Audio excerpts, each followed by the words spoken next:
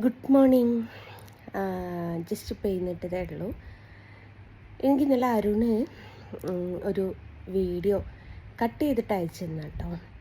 കാരണം എന്താ വെച്ചാൽ ഞാൻ ആ അമ്മായിൻ്റെ വീഡിയോസൊന്നും കാണാറില്ല. അമ്മായിൻ്റെ മാത്രമല്ല, തൃശ്ശൂർ പൂരവെടീൻ്റെ ഒന്നും ഞാൻ കാണാറില്ല.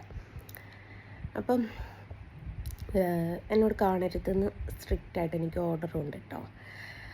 അപ്പോൾ അവന് അതിൻ്റെ ഒരു ഭാഗം മാത്രം കട്ട് ചെയ്തിട്ട് എനിക്ക് അയച്ചു തന്നു. അതിൽ പറയുന്നത് എന്താ വെച്ചാൽ, നമ്മുടെ പാലക്കൽ അമ്മായി പറയുന്നു, ജസ്ന, നീ പ്രിയനെ മച്ചി എന്ന് വിളിച്ചിട്ടുണ്ടെങ്കിൽ നിൻ്റെ കുഞ്ഞുങ്ങളെ ദൈവം വിചാരിച്ച ഒരു നിമിഷം കൊണ്ട് കൊണ്ടുപോകുമെന്നാണ് പറയുന്നത്. അപ്പം അതിനുള്ള മറുപടി അവൻ തന്നെ ആ ഹാലിളകി വന്നിട്ട് അവൻ തന്നെ കൊടുത്തിട്ടുണ്ട്. പക്ഷേ എനിക്ക് പറയാനുള്ള എന്താണെന്നറിയോ, ജനിച്ചാലൊരു ദിവസം മരിക്കും.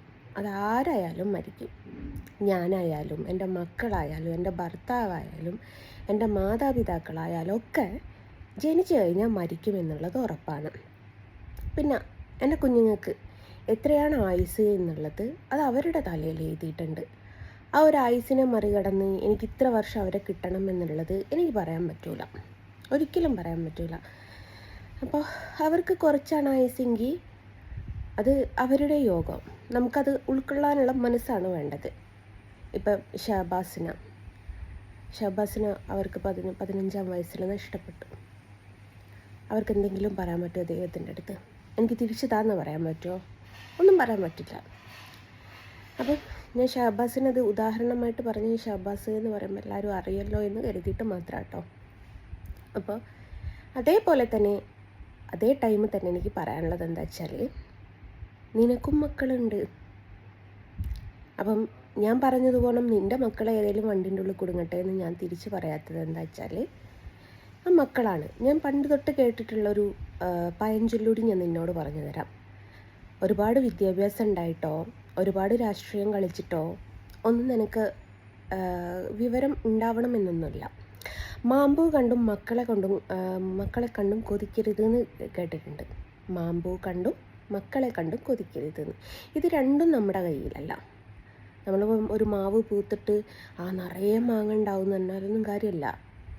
അത് മാങ്ങ ഉണ്ടാവണോ വേണ്ടയോ എന്നുള്ളത് ദൈവമാണ് തീരുമാനിക്കുക. അതേപോലെ മക്കളെയും. അപ്പം നീ നിൻ്റെ പ്രിയനോട് പറ, പ്രസവിക്കാൻ യോഗമില്ലെങ്കിൽ അത് ഉൾക്കൊണ്ട് ജീവിക്കാൻ പറ. അവളെ ഞാനല്ല മച്ചീന്ന് വിളിക്കൽ, അരുണാണ് മച്ചീന്ന് വിളിക്കൽ. ഞാൻ വിളിച്ചിട്ടുണ്ടാവും, അത് അവൾ അംഗീകരിക്കുന്നുണ്ട്, അർഹതപ്പെടുന്നുണ്ട് അതിന്. കാരണം കുഞ്ഞുങ്ങളുടെ വില അറിയാതെ കുഞ്ഞുങ്ങളെ കുറ്റം പറയുന്ന ഒരാൾക്ക് അമ്മയാവാൻ പറ്റില്ല എന്നുള്ള ബോധം നമ്മളാണ് കൊടുക്കേണ്ടത്. ആ സ്ത്രീക്ക് കുഞ്ഞുങ്ങൾ ഉണ്ടായിട്ടില്ല ഇതുവരെ. ഇനി ആ സ്ത്രീയുടെ വയസ്സ് വെച്ചിട്ടുണ്ടാവുമോ എന്നുള്ളതും അറിയത്തില്ല. അപ്പം ആ ഒരു സ്ത്രീ നിരന്തരം കുഞ്ഞുങ്ങളെക്കുറിച്ച് കുറ്റം പറയുമ്പോൾ താനൊരു മച്ചിയാണ് എന്നുള്ളത് ആ സ്ത്രീയെ ഓർമ്മിപ്പിക്കേണ്ടത് ഓരോ വ്യക്തിയുടെയും കടമയാണ്. അപ്പം എനിക്ക് ഈ പാലക്കൽ മോയൻ്റെ തള്ളനോട് പറയാനുള്ളത്, എന്നെപ്പോലെ തന്നെ 2 മക്കൾ നിനക്കുണ്ട്, ഒരാൺകുട്ടിയും ഒരു പെൺകുട്ടിയും. റോട്ടുമല്ലിറങ്ങി നടക്കുന്ന പോലാണ്. വണ്ടി കയറി പോവാതെ നോക്കാൻ നിനക്ക് പറ്റുമോ? പറ്റുമെങ്കിൽ അവരുടെ പുറകെ ഇങ്ങനെ നടക്കട്ടോ.